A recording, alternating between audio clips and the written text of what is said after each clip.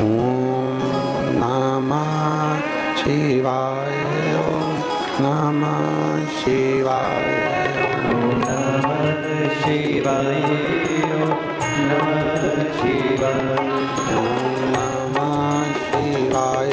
ओम नमः शिवाय। ओम नमः शिवाय। नमः शिवाय।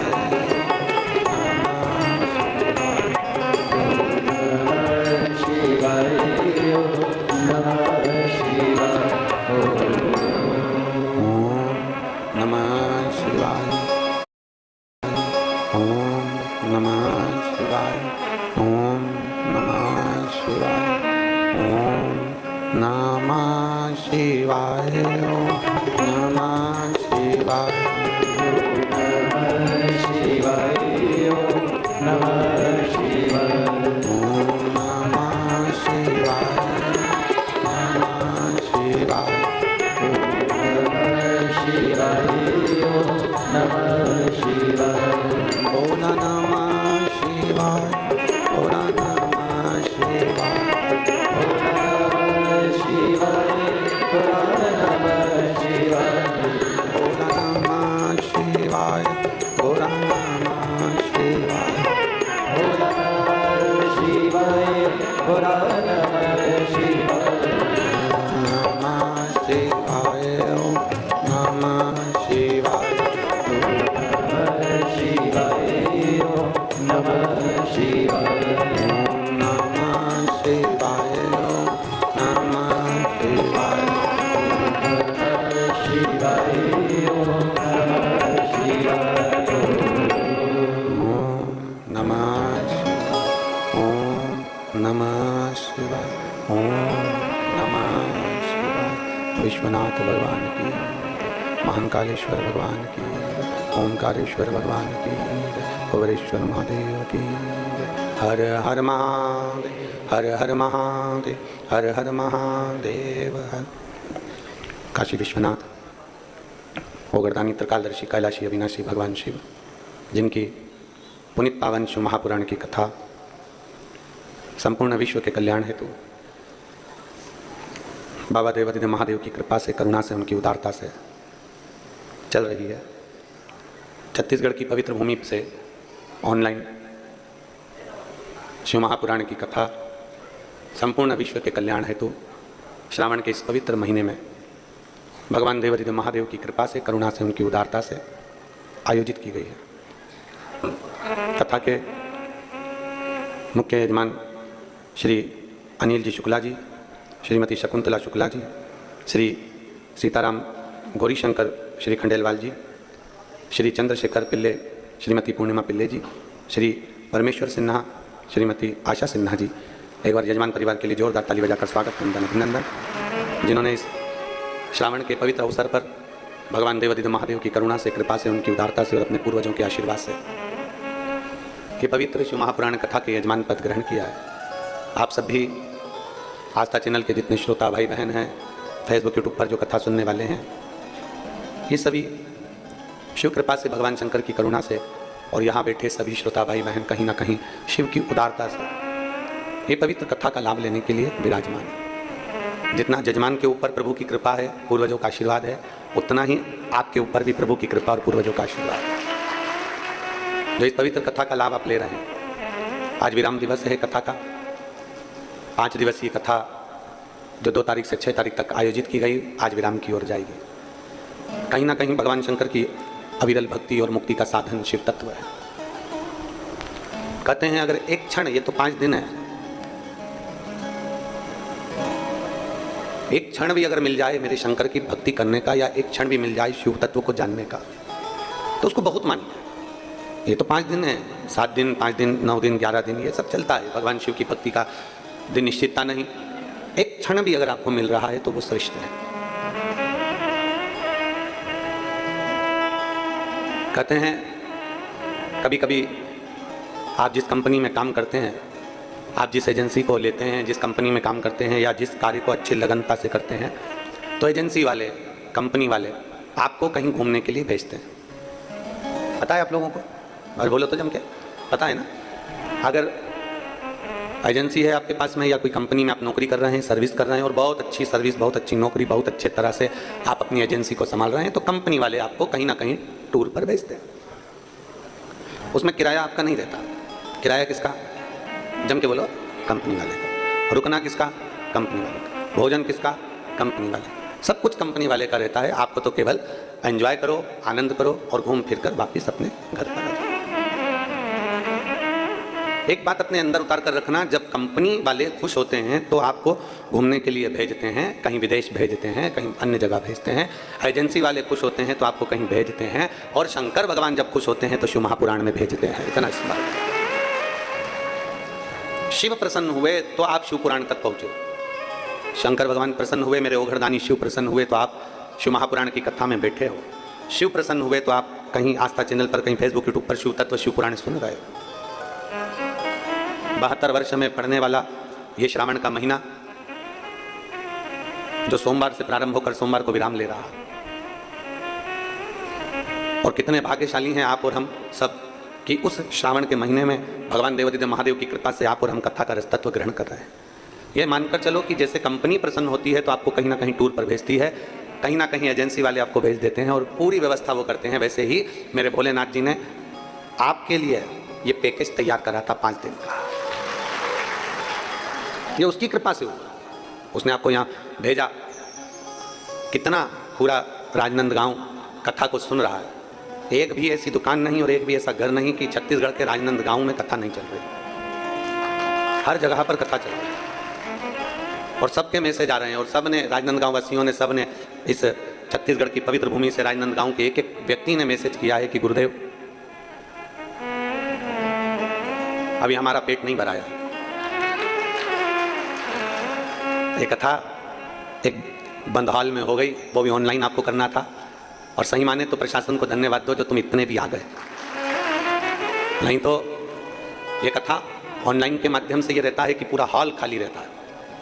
ऑनलाइन का मतलब ये है कि पूरा हॉल खाली, केवल कुर्सियां कुर्सियां रहती और जजमान रहते, उसके सिवाय कोई ना रहता, कोई नहीं। ऑनलाइन का मतलब ये है कि अपने अपने घर से श्रवण करो। कितना व्यवस्था करी है प्रशासन ने, जरा देखो क्यों करी ये इतनी व्यवस्था, क्योंकि सब तैयारी में बैठे हैं अपने अपने घर से, बस एक बार महाराज कह दे कि कथा में आ जाओ, एक बार।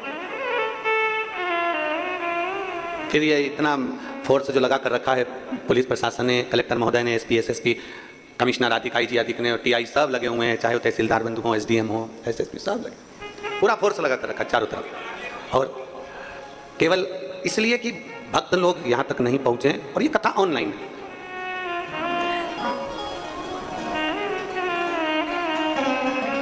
और यदि इस पूरे हॉल का कोई फोटो डाले कि भाई कथा में कोई नहीं आया, तो सबसे ज़्यादा प्रसन्नता राजनांदगांव वालों को होना चाहिए कि सीहोर वाले गुरुजी का कहना पूरे गांव ने माना, पूरे गांव ने कहना, ये प्रसन्नता होना। तो उन्होंने लिखा मैसेज में कि अभी हमारा पेट नहीं भराया, हम तो मधुसूदन यादव जी से कहेंगे और यजमानों से कहेंगे कि देवादिदेव महादेव आप सबको इतना दे कि आने वाले समय में ये कथा हॉल में नहीं ग्राउंड में होना चाहिए, इतना दे आपको।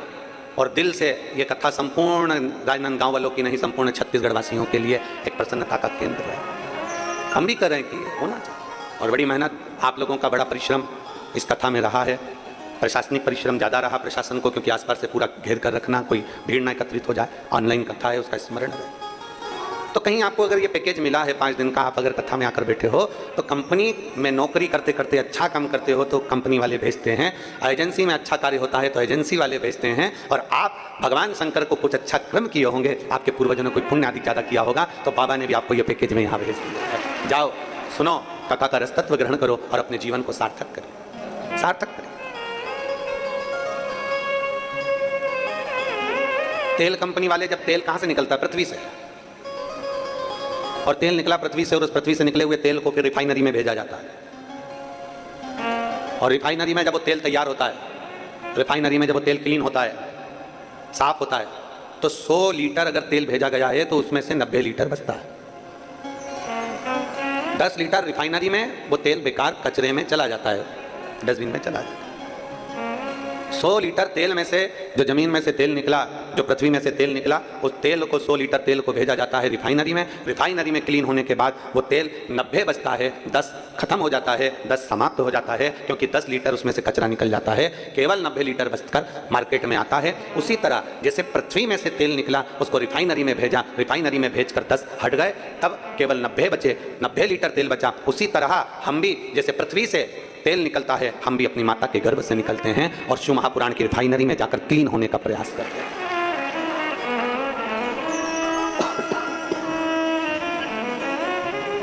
ये रिफाइनरी शिव महापुराण की कथा, इसमें हमारे काम, लोभ, आसक्ति, वासना, तृष्णा, मोह, क्रोध, ये सब समाप्त हो जाते हैं। एक साधारण व्यक्ति और एक शिवपुराण कथा सुनने वाला व्यक्ति, दोनों के चेहरे की चमक देखिएगा, आपको अंतर नजर आएगा। आप यहाँ पर आई हुई जीजियों को, जीजाओं को, मेरी बेटियों को, मेरे बेटाओं को, मेरी माताओं को, जो ऊपर नीचे सब दूर बैठे हैं, इनको देखिए। जो आस्था चैनल पर कथा सुन रहे हैं उनको देखिए, जो फेसबुक के ऊपर कथा सुन रहे हैं उनको देखिए, और एक साधारण से व्यक्ति को देखिए। दोनों में अंतर दिखेगा, दोनों में, इनके चेहरे पर और उनके चेहरे पर अंतर दिखेगा, क्योंकि इनके अंदर एक भगवान शिव के प्रति विश्वास केंद्रित हो जाता है, विश्वास जागृत हो जाता है, तो वो जीव फिर भटकता नहीं है। उसके अंदर एक भाव उत्पन्न हो जाता है कि मुझे भटकना नहीं, मुझे शिव की शरणागति ग्रहण करना। और शिव शरणागति के बराबर कोई सुख नहीं। छत्तीसगढ़ वासियों को तो ये सावन का जो महीना है, जो 72 वर्ष के बाद मिला है, उसमें भी भगवान शंकर ने 3 कथाएं आपको दी। एक आपने भिलाई से श्रवण कर ली, दूसरी है ऑनलाइन राजनांदगांव से श्रवण कर ली, तीसरी फिर वो नए रायपुर से आप श्रवण कर लेंगे 12 तारीख से 16 तारीख तक, 1 बजे से 4 बजे तक। तो ये कहीं शिव भक्ति का एक आनंद है। रिफाइनरी में पहुंचा तेल, रिफाइनरी में 90 लीटर तेल बचा, क्योंकि 10 लीटर उसमें कचरा था। उसी तरह हमारे जीवन में भी बहुत कचरा समाया हुआ है। क्रोध रूपी कचरा है, अहंकार रूपी कचरा है, आसक्ति रूपी कचरा है, वासना रूपी कचरा है, तृष्णा रूपी कचरा है, निंदा रूपी कचरा है। हम इसमें डूबे हुए हैं, हम इसमें समाहित हैं, और उस कचरे को बाहर निकालना बहुत जरूरी है। उस कचरे को निकलना बहुत जरूरी है। जब ये कचरा बाहर निकल जाता है, ये कचरा जब समाप्त हो जाता है, तो एक आनंद अपने भीतर खुद ही बढ़ जाता है। और शंभु शरणे मांगू घड़ी रे, दुख काटो दया करीन दर्शन हो। शंभु शरणे मांगू घड़ी रे, दुख काटो दया करीन दर्शन। अपने भीतर के कचरे को हमें साफ करना होगा, हमारे अंदर के कचरे को हमें साफ करना होगा। और जब हमारे भीतर का कचरा साफ हो जाएगा, क्लीन हो जाएगा, तब निश्चित है कि भीतर, वो कहते हैं ना, वो एक लाइन आप लोग हमेशा गुनगुनाते हैं, हमने आंगन नहीं बुआरा कैसे आएंगे, अब तक गंदा पड़ा है द्वारा कैसे आएंगे।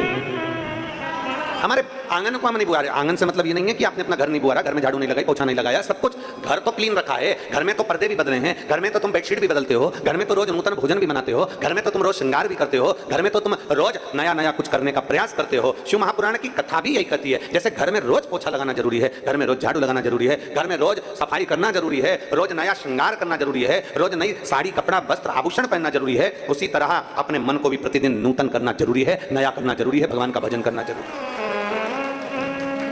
वो क्यों छूटे?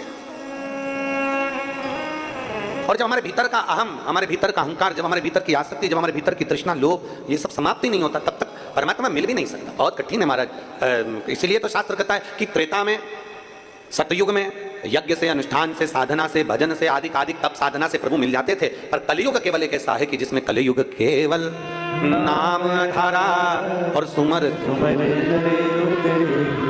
इस कलयुग में केवल एक नाम की आधारशिला है। आप जितना भजेंगे, आप जितना स्मरण करेंगे, उतना आपको सुख अनुभव हो जाएगा। पर दिक्कत तो यही है ना कि व्यक्ति जपता तो है, पर छलबस जपता है।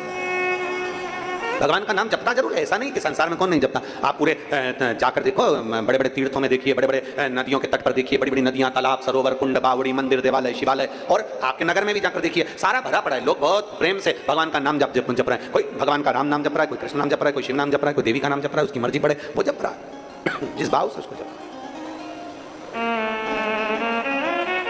उसका जैसा मन करता है वो जप रहा है। पर यदि 100 लोग उठाए जाएं और 100 लोग उठाने के बाद अगर उनमें से छाटा जाए कि इनमें से सही भजन कितने करें, सही भजन करने वाले कितने, भगवान शंकर को रिझाने वाले, भगवान को मनाने वाले कितने, 100 में से अगर हिसाब लगाया जाए तो कहीं थोड़ा सा 2-5 कुछ ऐसे निकलेंगे जो भगवान शंकर की सही भक्ति में लगे हुए हैं, सही भजन में लगे हुए हैं, सही स्मरण में लगे हुए हैं। बाकी के तो जितने आपको नजर आएंगे, हो सकता है कि कहीं ना कहीं वो विचलित हो अपने चित्त से, अपनी वृत्ति से, अपने मन से विचलित।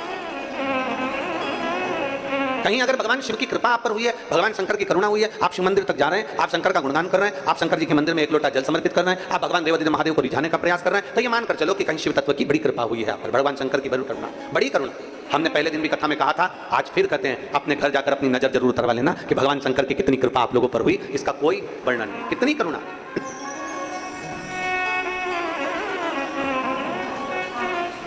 और मैंने तेरे ही भरोसे बाबा, तेरे ही भरोसे हवा बिच उड़नी जागी बाबा डोर तो छड़ी ना कटी जागी। भोले मैं तेरी बदन, शंभु मैं तेरी बदन। हम शिव की शरणागति कितनी ग्रहण कर।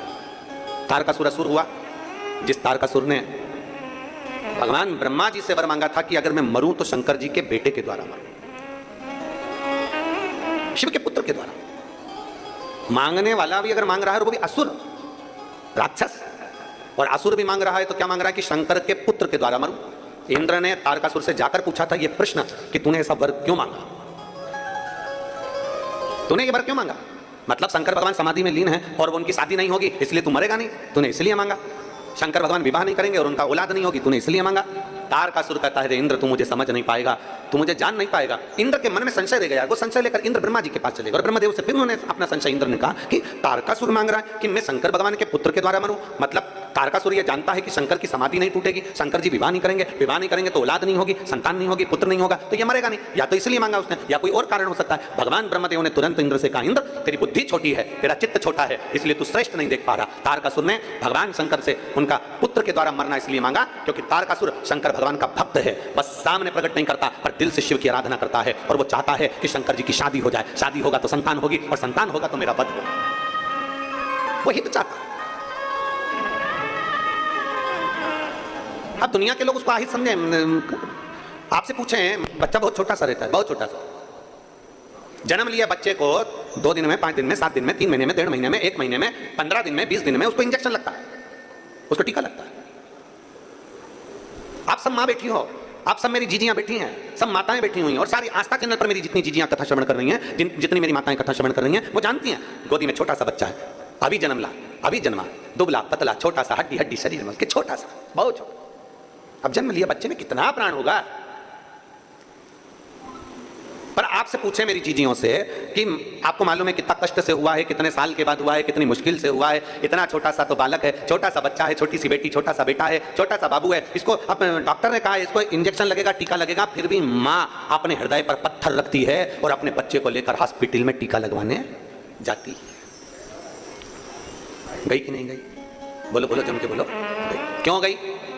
काय के लिए गई? जब उसका इतना चाहने वाला पुत्र, और उसको मालूम है रोएगा ये कम से कम अभी 4 दिन 5 दिन रात को भी नहीं सोएगा, रोता रहेगा रोता रहेगा रोता रहेगा। उसको मालूम है बुखार भी आएगा, उसको मालूम है इसको बुखार जरूर आएगा। उन माँ को मालूम है इसकी तबीयत खराब होगी, पड़ा रहेगा सुस्त होकर, रोता रहेगा, दूध भी नहीं पिएगा, माँ को सब मालूम। पर माँ फिर भी उसको इंजेक्शन लगवा रही है, उसको टीका लगवा रही है, क्योंकि उसको मालूम है कि आज अगर मैंने लाड़ प्यार में इसको टीका नहीं लगवाया तो इस बच्चे की पूरी जिंदगी खराब हो जाएगी। इसको कहीं मालूम पड़े कि कोई शरीर का रोग ना हो जाए, कहीं शरीर का रोग, इसका कोई हाथ पैर शरीर कोई ऐसा बेकार ना हो जाए, तो माँ उसको अपने हृदय पर पत्थर रखकर उसको टीका लगवाती, माँ उसको इंजेक्शन लगवाती। उसको मालूम है कि ये इसको कहीं ना कहीं इसको तकलीफ होगी, उसको मालूम है कि कहीं ना कहीं इसको कष्ट होगा, उसको मालूम है कहीं ना कहीं ये रोएगा, बुखार भी आएगा, शरीर में कष्ट भी होगा, फिर भी माँ उसको लेकर जाती है, टीका लगवाती है। क्यों? क्योंकि आज अगर इसको टीका नहीं लगा, इंजेक्शन नहीं लगा तो इसका कल बिगड़ जाएगा। उसी तरह संसार का हर व्यक्ति एक विचार, एक चित्त अपने मन में लेकर आए कि हमें 1 मिनट के लिए, 2 मिनट के लिए शिवालय जाना है, 1 लोटा जल चढ़ाना है। क्यों? क्योंकि अगर मैं आज नहीं गया तो मेरा कल बिगड़ जाएगा, इसलिए आज अगर मैंने जल चढ़ा लिया तो मेरा कल भी सुधर जाएगा। ये निश्चित करें, कल सुधरेगा मेरा। एक माँ ने पत्र लिखा है,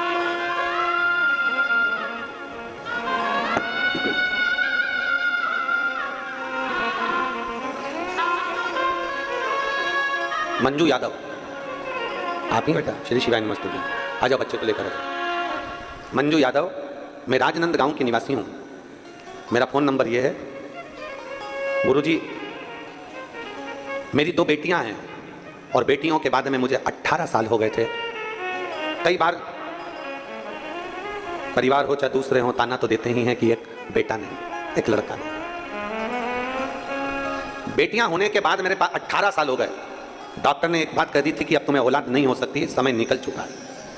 हम 2 बेटियां होने के बाद भी डॉक्टर से बार बार मिलते रहे, पर डॉक्टर ने कह दिया था कि तुम्हारे यहाँ संतान नहीं हो सकती। 18 साल निकल गए 2 बेटियों के बाद, और 2 बेटियां होने के बाद में जब 18 वर्ष निकल गए, तब भी मेरे घर में कोई संतान का सुख नहीं, और लोगों के शब्द, बेटियां हैं, कौन देखेगा, कौन संभालेगा, कौन करेगा। तब हम बाबा की कृपा से, गुरुदेव, सावन की शिवरात्रि के समय पर हम 2022 में सीहोर पहुंच गए और बाबा को हमने वहां कावड़ चढ़ाई। कावड़ चढ़ाकर बाबा से विनय करा, कंकर शंकर पूजन करा, और वहां से आने के बाद में हम भगवान शंकर को 1 लोटा जल चढ़ाना प्रारंभ कर दिया। बाबा के रुद्राक्ष का जल पीते, शिव जी को जल चढ़ाते, सफेद आंकड़े की जड़ का प्रयोग करते। कहीं ना कहीं रजो धर्म ना होने के कारणवश भी संतान नहीं हो पाते, पर शिव तो शिव है, उसके आगे सब छोटा है। गुरुदेव, बाबा का मैं क्या गुणगान करूं गुरुदेव। 18 वर्ष के बाद भी मेरे बाबा ने मेरी झोली भर दी, और 28 मई 2023 को मेरे घर में पुत्र रत्न की प्राप्ति हुई। मैं बाबा को धन्यवाद देता हूं। एक शिव की आराधना का फल क्या है? आ जाओ।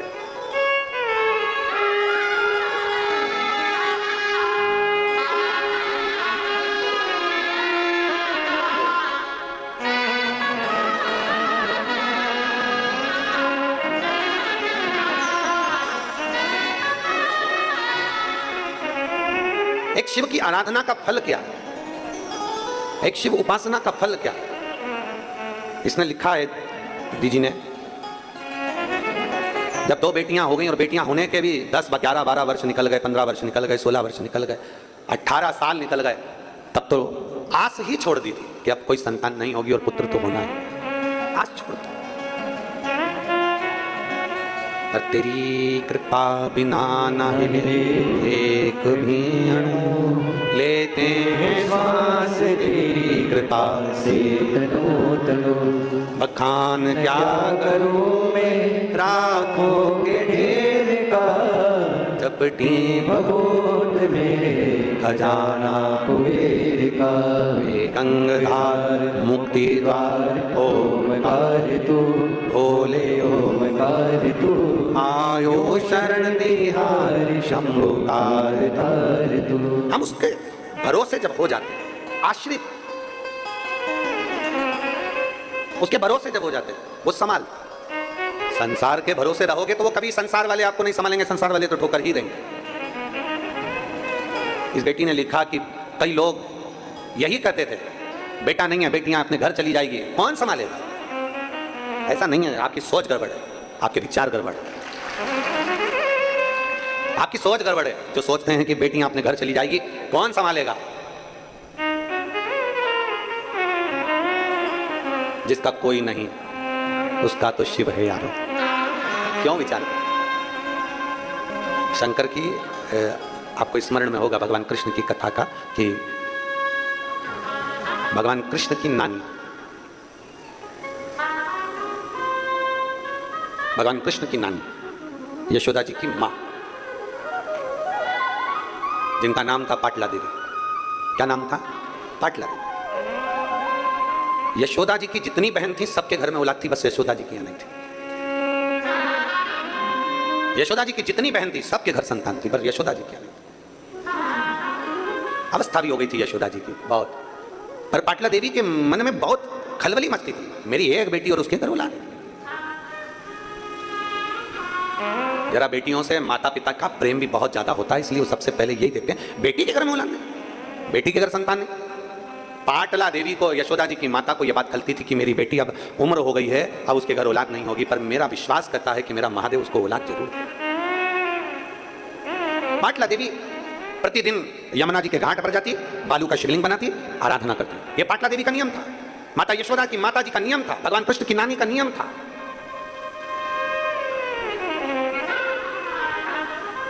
यमुना जी के घाट पर जाती और बनाती शिवलिंग, पार्थिव शिवलिंग का पूजन करती, आराधना करती, चाकरी करती। एक दिन पाटला ने पार्थिव शिवलिंग को बना तो लिया पर विसर्जन ही नहीं करा। ले, शंकर जी को विसर्जन नहीं करा। और पार्थिव का नियम है प्रदोष के दिन संध्या काल में रात्रि को हो सकता है, शिवरात्रि के दिन रात्रि को हो सकता है, पर बाकी के दिनों में चाहे सोमवार हो, मंगलवार हो, बुधवार हो, गुरुवार हो, शुक्रवार हो, शनिवार, बाकी के दिन अगर आप पार्थिव बना रहे हो तो रात्रि होने से पहले उसका विसर्जन होना जरूरी है। रात्रि होने से पहले उसका विसर्जन होना जरूरी है। और शिवलिंग पार्थिव, पार्थिव का मतलब ये होता है कि पार्थिव लिंग बनाना, पार्थिव शिवलिंग बनाना, उसका चेहरा नहीं बनाया जाता। पार्थिव में कभी भी आंख, नाक, मुख ये कुछ नहीं बनाया जाता। पार्थिव मतलब पार्थिव, शिवलिंग मतलब शिवलिंग। आजकल थोड़ा फैशन ज्यादा हो गया है तो लोग पार्थिव का भी चेहरा बना देते हैं ना। पार्थिव मतलब पार्थिव, शिवलिंग मतलब शिवलिंग।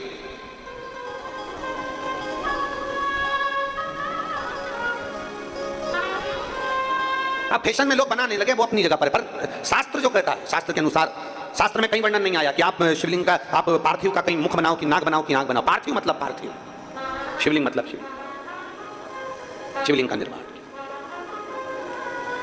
अब माँ यशोदा जी की माता पाटला देवी ने पार्थिव लिंग का विसर्जन नहीं किया, घाट पर ही है, वहीं बैठी है, विसर्जन नहीं कर रही और बस शिवलिंग के जो जलाधारी है उस जलाधारी पर पार्थिव पर हाथ रखकर बैठी है और भगवान को पुकार रही।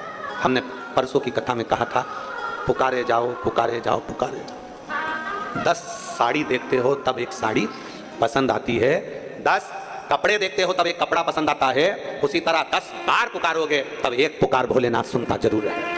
पुकारो, बोल बम का नारा है, आवाज। नाश्ता ज्यादा करिए क्या? जरा दमदारी से बोलो, बोल बम का नारा है, सारी समस्या का हल।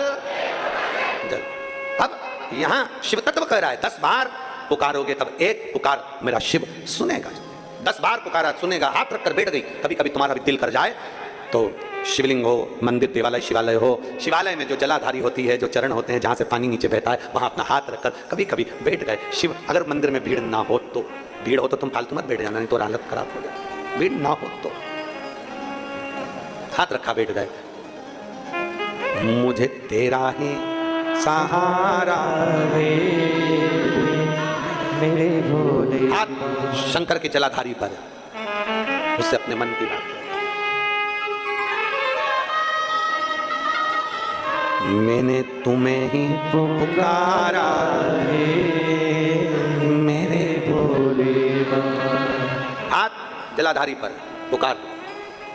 पाटला देवी ने हाथ रखा जलाधारी पर, विसर्जन नहीं कर रही, आज उठी नहीं है, उठी नहीं। शंकर भगवान ने विचार करा, मुझे लगता है आज जिद पे अड़ गई, आज मुझे लगता है जिद। कभी कभी बच्चा मचल जाता है ना, तो माँ और बाप उस बच्चे की बात को फिर थोड़ा ना थोड़ा स्वीकार करते हैं। मचल गया, कभी कभी रोज रोज मचलेगा तो फिर झाड़ू से झुड़ भी दिया जाएगा। कभी कभी जरा शब्दों पर जाना चाहिए, शब्दों का स्मरण करना चाहिए। कभी कभी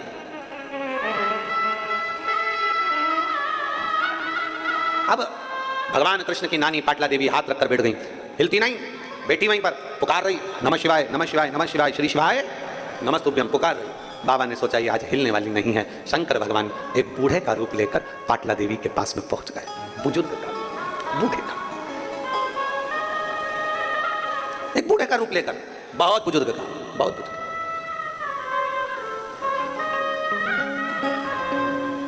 कल जब हम शिव भक्तों से मिल रहे थे तो उसमें एक माता मिलने के लिए आई थी जिनकी उम्र 106 साल थी।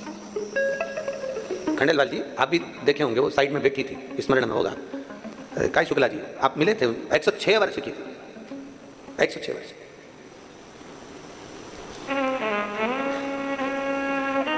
जब उनसे मिले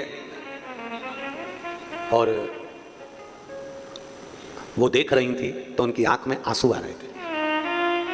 तो उनके पास में जो खड़ी थी वो बोल रही थी, हमारी माता जी आपको सुनती हैं और श्रवण करती हैं और उनकी बहुत इच्छा थी कि एक बार आपसे मिले। हो सकता है भोलेनाथ जी ने उनके लिए आपको यहाँ बुलाया। 106 वर्ष।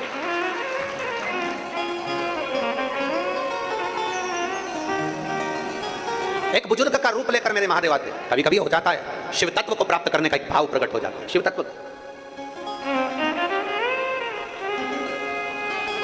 अब मेरे भोलेनाथ बूढ़े का रूप लेकर पहुंच गए पाटला देवी के पास में। ओ पाटला, पाटला ने सोचा मेरी जैसी बुढ़िया को कौन आवाज दे रहा है। मेरे पति बुलाते थे तो यशोदा की मां कहते थे, आज मेरा नाम पाटला। अच्छा, बुलाने का भी एक तरीका होता है। पति पत्नी को बुलाता है तो बड़ा विचित्र ढंग से बुलाता है, पत्नी पति को बुलाती है तो बड़ा विचित्र ढंग से बुलाती है। कभी कभी नाम का बड़ा अंतर हो जाता है।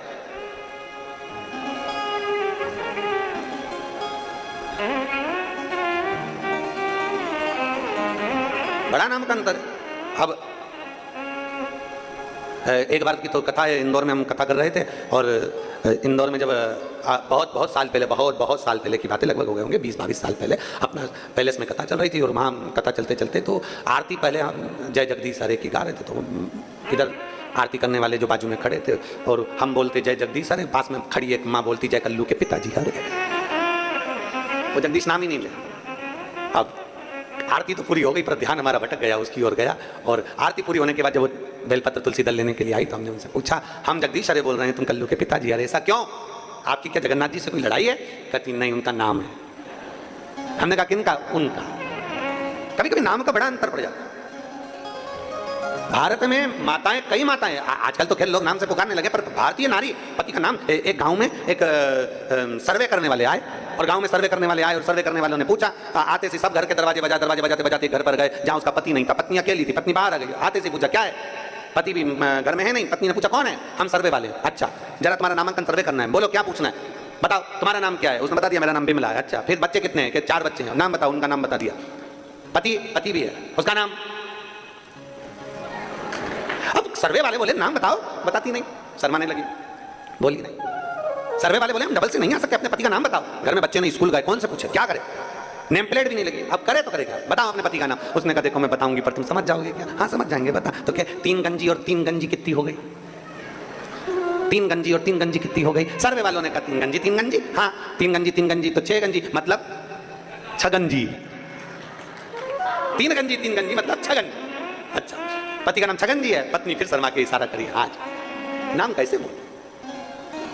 आज पाटला देवी को लगा कि पाटला नाम बोला, ये बड़ा विचित्र, मतलब इतना पाटला नाम बोलने के लिए सामर्थ्यता चाहिए। कौन बोल दिया? किसने पुकारा है?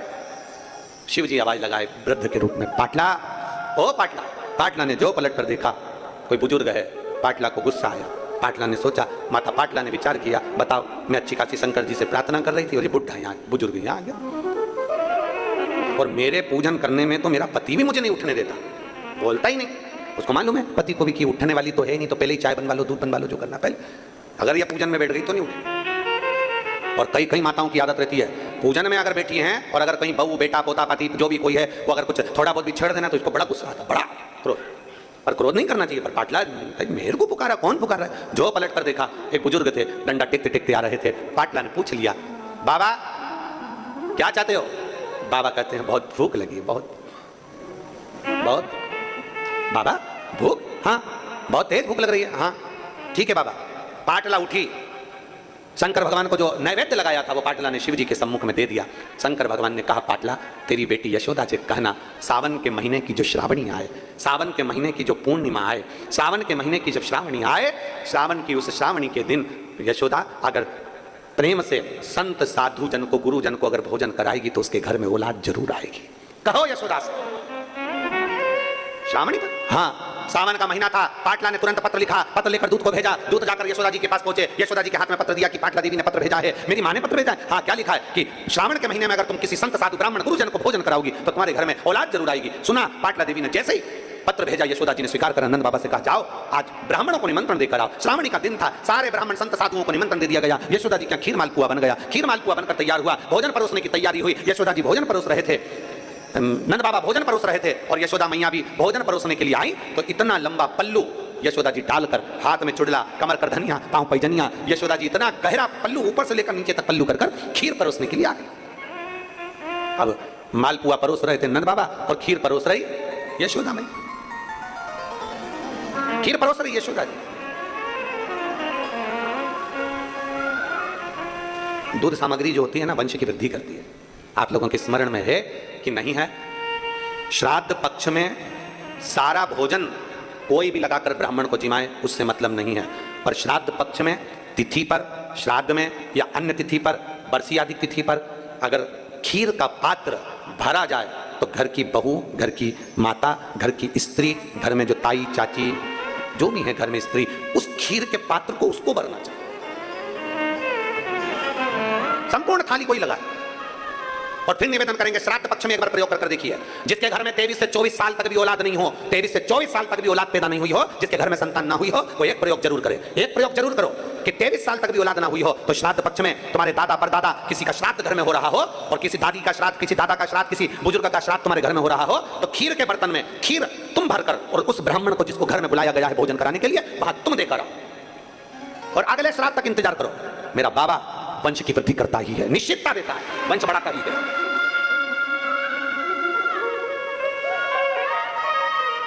तीन तिथियां हैं, तीन तिथियां जिसमें महादेव को दूध जरूर चढ़ाना चाहिए। तीन तिथियां, और दूध कौन सा? हर कोई सा दूध नहीं, गौ माता का दूध लेकर, भले एक चम्मच, हम ये नहीं कहेंगे कि तुम गौ माता का दूध नहीं मिले तो तुम एक चम्मच दूध भी हो, छोटा सा 2 बूंद दूध भी हो, पर गौ माता का, गौ सेवा में लीन होने वाले, एक बूंद भी हो दिया, भले चम्मच भर हो, 2 बूंद का। 3 तिथियां हैं, पहला प्रदोष, दूसरी शिवरात्रि, और तीसरे नंबर पर आती है सोमवार की अष्टमी। ये 3 तिथियां ऐसी हैं जिसमें 2 बूंद भी दूध अगर हम शंकर भगवान को समर्पित करते हैं तो अपना घर बच्चों की किलकारियों से कम नहीं होता, वो भराता ही है, वंश बढ़ता ही है। वंश बढ़ाने का एक सर्वश्रेष्ठ तरीका, जाओ और क्यों ना दे महादेव एक पत्र। मैं प्रेरणा खंडेलवाल, राजनंदगांव निवासी हूं, छत्तीसगढ़ की रहने वाली प्रेरणा खंडेलवाल, कहीं बैठी हो तो हाथ हिला सकती हूं। मैं राजनंदगांव के निवासी हूं, आपके हैं? अच्छा, आइए एक बेलपत्र लेकर चलिए। मैं भोले बाबा का क्या गुणगान करूं गुरुदेव। मेरी शादी को 6 वर्ष हो गए थे पर संतान का सुख नहीं था। 2 बार गर्भ ठेरा, खराब हो गया।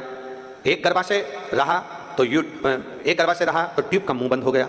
इस कारणवश मुझे औलाद नहीं हुई। बाबा परेशान हुई। अब एक ट्यूब बची वैसे गर्भाशय की, डॉक्टर के हिसाब से मुश्किल था कि तुम्हें औलाद हो, एक ट्यूब बची। अब डॉक्टर के हिसाब से बड़ा मुश्किल था कि संतान हो, पर मैंने 1 लोटा जल चढ़ाना प्रारंभ करा, आंकड़े की जड़ बांधी, पशुपति नाथ का व्रत किया, सोमवार की अष्टमी का पीपल के पत्ते वाला व्रत उपास किया, तुलसी विवाह का पीला वस्त्र वाला प्रयोग किया, और रोज तुमरुक्वा जी का नाम लेकर भगवान शंकर के मंदिर में जाकर जल चढ़ाती और जल को नंदी के पास बैठकर आचमन करती। मैं बाबा को धन्यवाद देती हूँ, आज मेरे भोलेनाथ ने मुझे जुड़वा 2 बेटे दिए हैं। मैं बाबा को धन्यवाद देने के लिए आया। एक शिव तत्व, एक शंभु, एक औघड़ी, एक त्रिकालदर्शी, एक कैलाशी, अविनाशी, शिव तत्व इसी को कहा।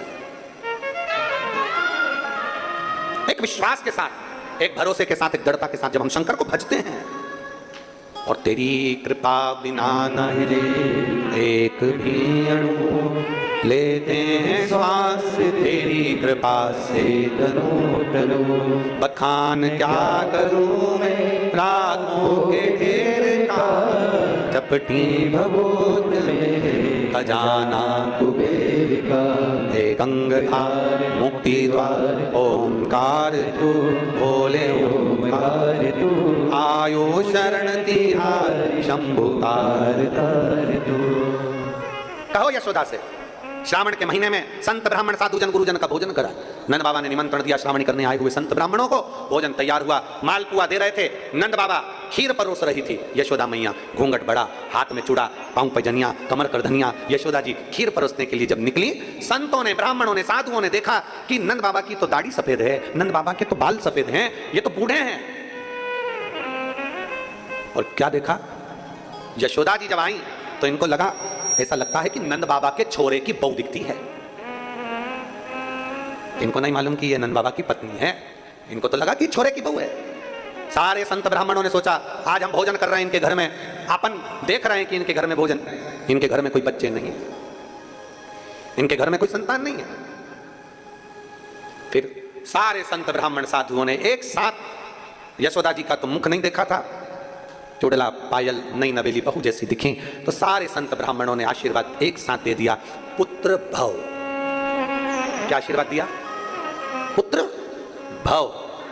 यशोदा जी ने अंदर मन में सोचा, पल्लू ली थी, बताओ नंद बाबा 60 के, मैं 55 की, और पुत्र होने का वर दिया, कैसे होगा?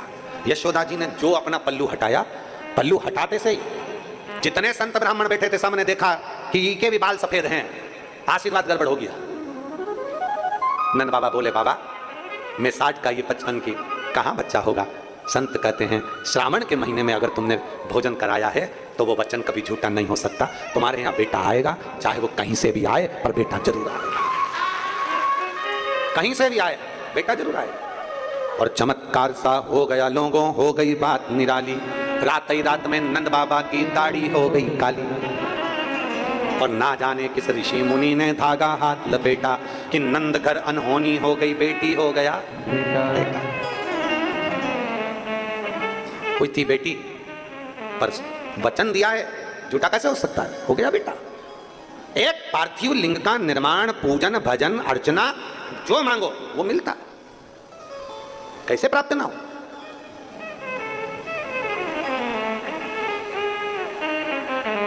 सब बराबर होना चाहिए। बेटा है, बेटी है, सब बराबर, सबका सम्मान, सबका आदर, सबका सत्कार।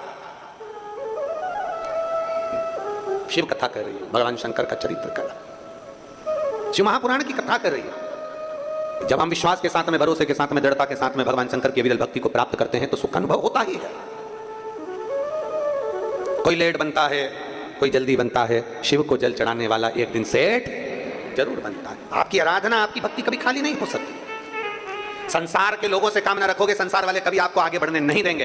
पर जब अपना आत्मबल, अपना विश्वास जब प्रबल होता है तो व्यक्ति आगे बढ़ ही जाता है। कौन रास्ता देगा? गाड़ी चलाते हो? अरे बोलो तो जम के। चलाते हो? बाजार में जाते हो? बहुत ट्रैफिक में, बहुत भीड़ में तुम कितना भी हारन दे लो, कितना ही, कोई साइड नहीं देता। सब अपनी मस्ती में भोड़ भोड़ भोड़ भोड़ करके गाड़ी अपने अपने हिसाब से चला। वो तो ज्यादा तुम्हारा हारन बजता है तो भी वो थोड़ा चिढ़ के थोड़ा सा रास्ता देता है। ट्रैफिक में से निकलने की जवाबदारी तुम्हारी है। ट्रैफिक में से निकलने की जवाबदारी तुम्हारी कि तुम कैसे निकलोगे, कैसे अपनी गाड़ी टर्न मारोगे, कैसे बाहर निकलोगे, ये तुम्हारे ऊपर निर्भर करता है। रास्ता कोई नहीं देता, रास्ता अपने को खुद बनाना, जम के बोलो जरा, बनाना पड़ता है। रास्ता कोई नहीं देता, रास्ता अपने को बनाना पड़ता है। भीड़ में से रास्ता तुम्हें बनाना पड़ेगा, भीड़ में से निकलना तुम्हें पड़ेगा। भीड़ में से तुम्हें अपनी गाड़ी निकालने की जवाबदारी खुद की है। दुनिया के लोग जीते जी कभी रास्ता नहीं देते, दुनिया के लोग मरने के बाद रास्ता देते हैं। फिर तो ट्रैफिक कितना भी भरा पड़ा हो और पीछे से राम नाम सत्य है, राम नाम सत्य है बोलते बोलते अर्थी आ रही है, सब साइड में होते चले जाते हैं। दुनिया के लोग जीते जी कभी रास्ता नहीं दे सकते। दुनिया के लोग तुम्हारे को ट्रैफिक में उलझा कर रखेंगे, दुनिया के लोग तुम्हें संसार में उलझा कर रखेंगे, अपशब्द में, गालियों में, ताने में, बद्दुआओं में तुम्हें उलझा कर रखेंगे। रास्ता तुम्हें जीते जी निकालना है। मरने के बाद तो दुनिया रास्ता दे देती है। मरने के बाद तुम्हें टेंशन नहीं लेना, रास्ता अपने आप मिल जाता है। परिवार के लोग ही दे देंगे मरने के बाद रास्ता, पर जीते जी रास्ता देना, बात तो वहां ही पड़ी है। और जीते जी कोई रास्ता नहीं देता। तुम कितने भी हारन बजा लो, तुम कितना भी प्रयास कर लो, तुम कितना भी बोलने का प्रयास कर लो, चिल्ला कर भी जाओ, थोड़ा साइड में नहीं हो सकता क्या? थोड़ा साइड में नहीं जा सकता? नहीं।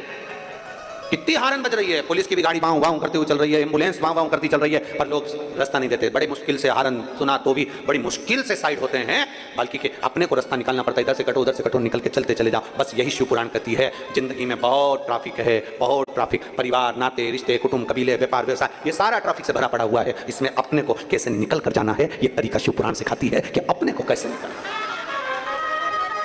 आप कैसे निकल सकते हो, आप कैसे बाहर जा सकते हो, ये आपके ऊपर निर्भर करता है। अपने को कैसे बाहर जाना है, ये अपने ऊपर निर्भर करता है। और महाराज, जब हम शिव स्तुति में लगते हैं तब मेरा भोलेनाथ कहीं ना कहीं हमें मार्ग देता ही है। कहीं ना कहीं मेरा ओगड़दानी मार्ग जरूर देता है। वो कहते ना कि मंदिर जाती गोरा को, अरे मंदिर जाती गोरा ने त्रिपुरारी मिल गयो।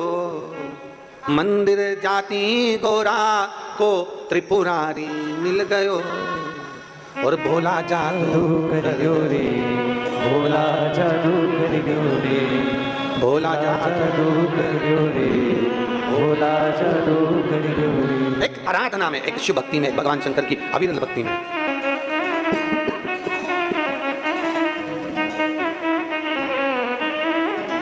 शिवाराधना में एक रमना और उसको पुकारना, ये बहुत है। अरे डमरू वाले आजा तेरी याद सताए, मेरा ये भरोसा नहीं टूटे लगा। ओ डमरू वाले आजा तेरी याद सताए, मेरा ये भरोसा नहीं टूटे लगा। डमरू वाले आजा तेरी याद सताए, मेरा ये भरोसा नहीं टूटे लगा। छुपा कहाँ भोले बाबा, ओ डमरू वाले आजा तेरी याद सताए, मेरा ये भरोसा कहीं टूट न जाए। ओ डमरू वाले आजा तेरी याद सताए, मेरा ये भरोसा कहीं टूट न जाए। अरे बाबू दोनों हाथों से लिया उन दोनों बच्चों को लिया।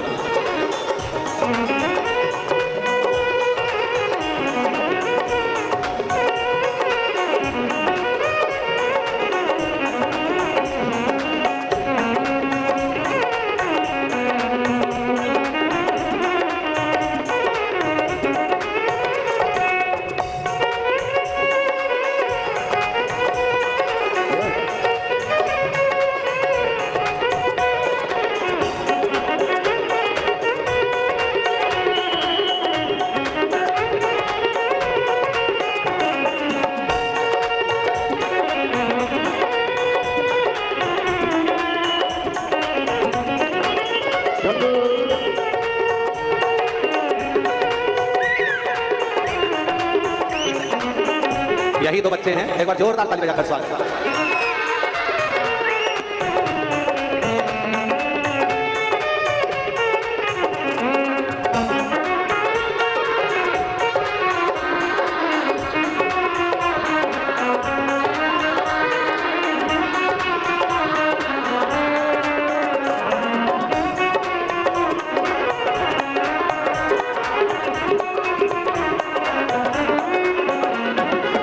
मन ये पुकारे दिल के सहारे, मन ये पुकारे दिल के सहारे। नैना हमारे तेरा रास्ता निहारे, नैना हमारे तेरा रास्ता निहारे। हर पल विचार छुपा कहाँ भोले बाबा, ओ डमरू वाले आजा तेरी याद सताए, मेरा ये भरोसा कहीं टूट न जाए। ओ डमरू वाले आजा तेरी याद सताए, मेरा ये भरोसा कहीं टूट न जाए।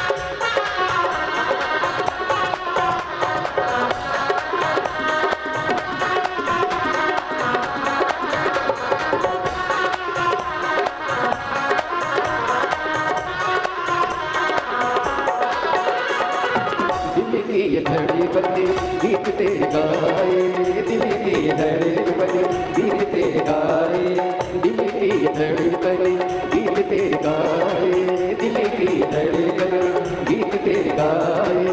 रोती है अखियाँ नीर बहाए, रोती है अखियाँ नीर बहाए, कैसे समझाए छुपा कहाँ भोले बाबा, ओ डमरू वाले आजा तेरी याद सताए, मेरा ये भरोसा कहीं टूट न जाए। ओ डमरू वाले आजा तेरी याद सताए, मेरा ये भरोसा कहीं टूट न जाए।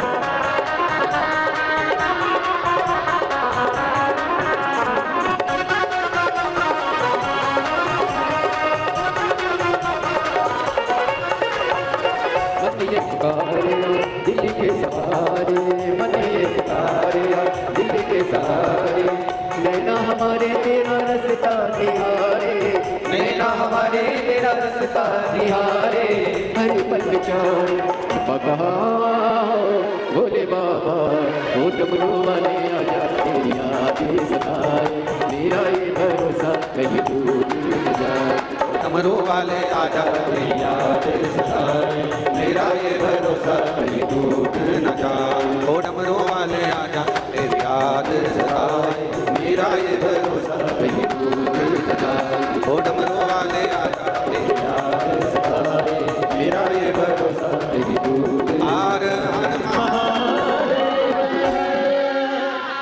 अपने स्थान पर बैठकर भगवान शिव जी से अपने मन की बात बड़े भाव के साथ दिल से बाबा को प्रार्थना करिएगा। दिल से बाबा से निवेदन करिए, भाव से भगवान शंकर से अपने मन की बात को करिए। श्रावण का पवित्र महीना और श्री महापुराण की कथा सभी साथ में बोलेंगे, बाबा से प्रार्थना करेंगे, निवेदन करेंगे।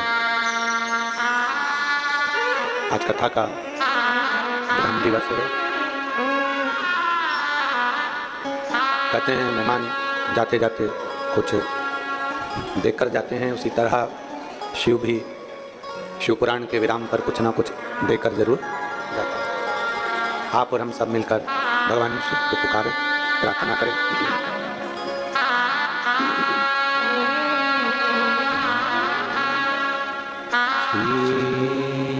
शिवाय नमः श्री शिवाय नमः श्री शिवाय नमः श्री शिवाय नमस्तु श्री शिवाय नमस्तु भोला सब दुख काटो ओ भोला सब दुख काटो शिव शंकर जपू तेरी माला भोले बाबा जपू तेरी माला भोला सब दुख काटो ओ भोला सब दुख काटो वेश है मंगलकारी वेश है मंगलकारी शमशान वासी हमारा शमशान वासी हमारा ओ भोला सब दुख काटो ओ भोला सब दुख काटो। भगवान शिव की कथा करेंगे, भगवान शंकर का संवाद करा। शिव महापुराण की कथा वर्णन करती है एक पार्थिव लिंग का पूजन जीवन का सुख देता है। शिव को चढ़ाया गया एक लोटा जल जीव को आनंद प्रदान करता है।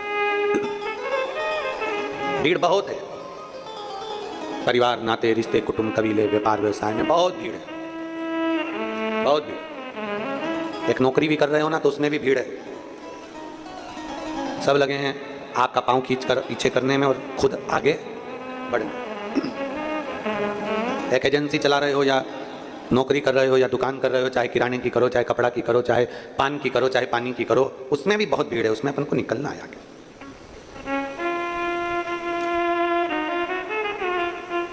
दुनिया लगी है कैसे भी, बस आपको ट्रैफिक में फंसाना है, आपको निकलने नहीं देना है। पर आपके ऊपर निर्भर करता है कि आप कैसे निकलेंगे। ये आपके ऊपर निर्भर करता है कि आप कैसे बाहर निकलें। जीते जी तो कोई आपको रास्ता नहीं देगा, मरने के बाद जरूर रास्ता दे देगा, पर जीते जी का करेंगे। अपना रास्ता अपने को बनाना है, अपने को अपना स्वयं आगे बढ़ते चले जाना है, अपना रास्ता बनाते हुए आगे आगे निकलते हुए चले। भगवान का नाम लेते जाओ, शिव नाम लेते जाओ, भगवान शंकर का गुणगान करते जाओ और आगे बढ़ते चले जाओ। एक कथा बड़ी सुंदर आती है। पूरे मानव देह में, पूरे मानव के शरीर में अगर हमारे भीतर ये शिव भक्ति है, हमारे भीतर भगवान शंकर का गुणगान हम कर रहे हैं, हम भगवान शिव की अविरल भक्ति में डूबे हुए हैं, भगवान शंकर का नाम जाप कर रहे हैं, या भगवान शिव को एक लोटा जल चढ़ा रहे हैं, ये हमारा आज का पुण्य नहीं है, ये हमारे पूर्व का कोई अच्छा कर्म हुआ होगा, तो शंकर भगवान ने अपने देवालय शिवालय और कथा तक हमको बुला लिया। जैसे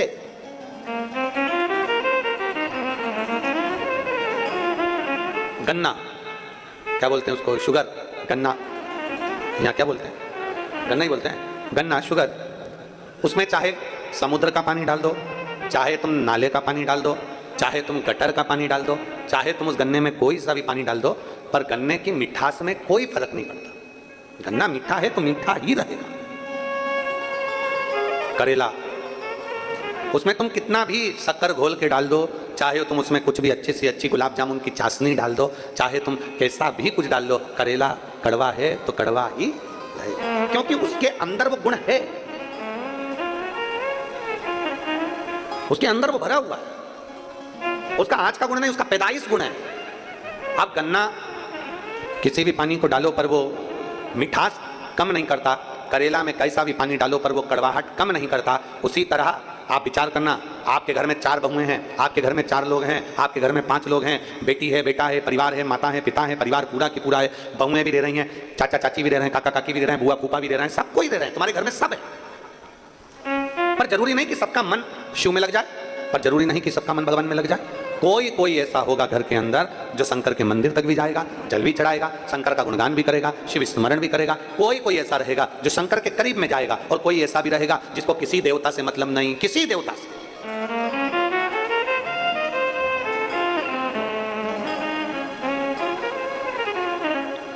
छत्तीसगढ़ में आप एक बदलाव जरूर देखे होंगे, छत्तीसगढ़ का एक बदलाव आपने जरूर देखा होगा कि छत्तीसगढ़ में जितना तेजी से धर्म बदला जा रहा था, शिव महापुराण की कथाओं के बाद में वो धर्म बदलना बंद हो गया, धर्मांतरण बंद हो गया। छोटे छोटे गांवों में लोग, कोई मंदिर नहीं, कोई शिवालय नहीं, कोई देवालय नहीं, लोगों ने कह दिया था मंदिर मत जाओ, देवालय मत जाओ, शिवालय मत जाओ। छोटे छोटे गांवों के लोग, साधारण सीधे से लोग दूसरी जगह पर चले जाने लगे, फिर धीरे धीरे धीरे धीरे बदलते चले गए, बदलते। उनका नाम नहीं बदला, उनका आईडी प्रूफ नहीं बदला, नाम वही है, आईडी प्रूफ वही है, पर धर्म चेंज कर लिया। क्योंकि अगर नाम बदल लेंगे तो सरकार द्वारा प्राप्त होने वाली जो सुविधाएं वो नहीं मिलेगी, तो धर्म बदला पर उन्होंने नाम नहीं बदला। और अब धीरे धीरे धीरे धीरे देवादिदेव महादेव ने ऐसी कृपा कर दी कि ये शंकर की कथा छोटे छोटे ग्रामीण क्षेत्र के लोग भी सुनते हैं। तो उस छोटे से गांव में पहले शंकर का मंदिर नहीं था, पर अब गांव गांव में शंकर का शिवालय विराजमान हो गया, लोग जल चढ़ाना प्रारंभ कर दिया। शंकर भगवान को लोग जल चढ़ा रहे हैं। गन्ना, करेला, शुगर, जो गन्ना होता है उसमें कैसा भी पानी दो पर वो अपने अंदर के गुण को नहीं भूलता, करेले को कैसा भी पानी दो पर वो अपने अंदर के गुण को नहीं भूलता। शिवपुराण कहती है अगर आप शंकर के शिवालय तक जा रहे हैं, घर का और कोई व्यक्ति नहीं जा रहा, पति को रुचि नहीं है, बुआ को रुचि नहीं है, और घर की बहू लोटा भर के जल उठाई, सिर पे पल्लू लिया, चल दी। घर की माँ, घर का पुरुष, कई घर के पुरुषों को भी मंदिर में मन लगा रहता है, चले जाते हैं, उसकी पत्नी का मन नहीं लगता, सब बराबर थोड़ी ना होते। पति का मन लगता है तो कभी पत्नी का नहीं लगता, कहीं पत्नी का लगता है तो पति का नहीं लगता, कहीं बेटे का लगे तो बहू का नहीं लगे, बहू का लगे तो बेटे का नहीं लगे, कहीं कहीं बेटी का मन नहीं लगता, दामाद का मन नहीं लगता। तो ऐसा सब चलता रहता है। पूरे 5 उंगलियां जैसे बराबर नहीं, उसी तरह घर में रहने वाले सब बराबर नहीं है। किसी का मन लगेगा, किसी का नहीं लगेगा। आप दुखी मत होना, अपने अंदर ये विश्वास रखना, अपने भीतर ये विचार रखना कि गन्ने में कितना भी पानी दो पर उसकी मिठास कभी भी खत्म नहीं होती। कैसा भी पानी मिले, करेले में कैसा भी पानी मिले, उसकी कड़वाहट खत्म नहीं होती। उसी तरह जिसको परमात्मा ने शुरू से ही ढाल कर भेजा है और जो ढला हुआ है